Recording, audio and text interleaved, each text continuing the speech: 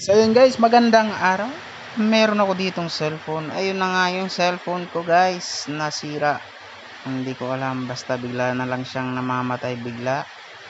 Ayan, i-open ko. Tapos biglang mamamatay. So try natin ulit i-open. Ayan, bubukas na naman. Hanggang dyan lang siya, mamamatay na naman. So guys, may napanood ako sa YouTube at itatry natin kung legit.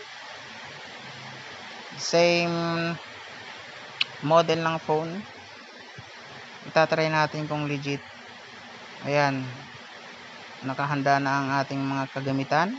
Meron tayo dyan, soldering iron. Ayan. So ganun talaga ang kanyang sakit. So yun guys, hindi ko na pinakita kung paano ko binuksan yung likod.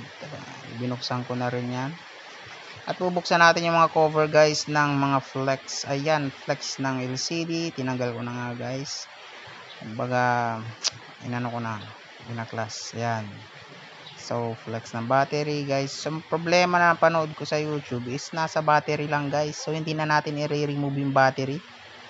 So ayan, makikita naman natin dyan. Ayan kung ano yung kailangan nating hinangin. Yan, parang capacitor lang daw yan guys. SMD capacitor. Hihinangin natin yan guys. Kasi yan ang napanood ko eh. So hindi na tayo pupunta ng technician kasi legit naman yata. So susubukan natin yung legit. Ihinangin lang natin yan guys. So kumbaga i-direct na lang natin yan guys.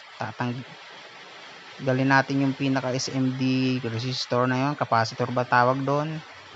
So ayan, hihinangin ko yan guys. So pasensya na, hindi ko na ipakita kasi ang hirap mag video guys ng ako lang mag-isa. Nahulog na yung camera, natumba. So ayan, tapos ko na nga hinangin yan dyan guys. Nahinang ko na, makikita nyo yan guys. Ayan, ayan yung pinaka puting puti na yan. Yan, yan ang hininang ko guys. Sa battery yan guys. Minsan talagang napakamahal magpagawa ng mga gamit pag nasisira. So dahil malaking tulong si YouTube, manood na lang tayo guys. At kung kaya natin gawin, gawin na lang natin guys. Para maka menos tayo ng mga gastos. So ibabalik lang natin guys yung cover. Ayan mga brother. Binalik ko lang yung cover ng battery kung saan ko hinina. Ibabalik rin natin yung mga flex ng speaker, flex ng battery, flex din ng LCD. So ganun lang kadali guys. Mukhang sabi nila legit. Legit naman siguro yun na nakikita naman natin sa YouTube. So ang ginawa ko talagang nanood lang ako. At kung hindi man siya gumana, eh di madali lang palitan ng battery, bilan ng battery pag may pera, di ba? So ganun lang ang ating ginawa guys. Hindi na natin kailangan pumunta ng technician. Kung sa tingin natin kaya natin gawin, eh di gawin na lang natin, okay?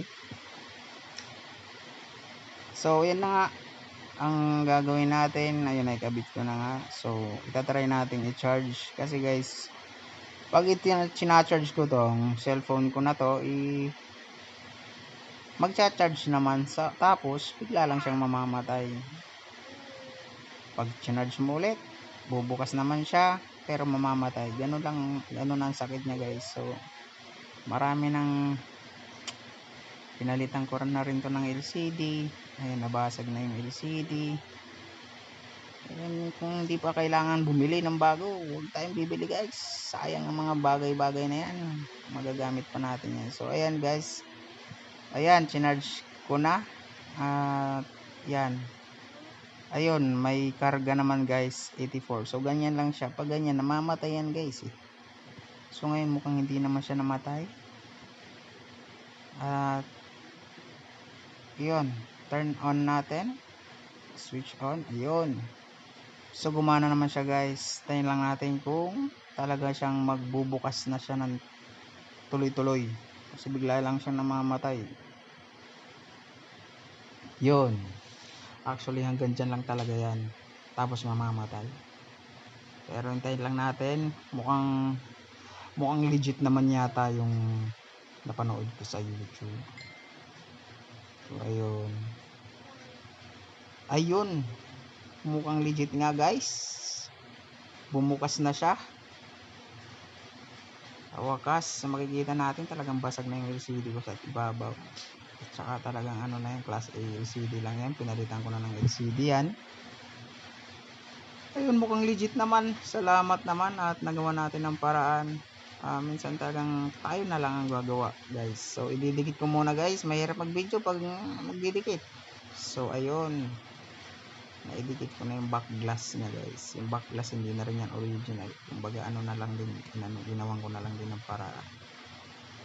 Nadikitan ko na yan guys ng pandikit at saka tinip ko muna yung gilid. Ibalik ko na rin yung lahat ng cover. So yun guys, minsan kailangan natin tayo na lang ang gumawa para makatipid na tayo kung kaya naman natin gawin. Malaking tulong si YouTube sa mga gamit na nasisira, sa mga bagay o mga sarili nating mga gamit. So meron na naman tayong nagawa guys na isang bagay. Salamat sa panonood guys, at meron na naman akong natutunan. Meron na naman tayong natutunan. So maraming salamat. At talagang nakakatuwa naman isipin na kapag naayos natin ang isang bagay sa mamamagitan lang ng mga panonood at tayo ang nakakaayos. So salamat guys. Bye bye.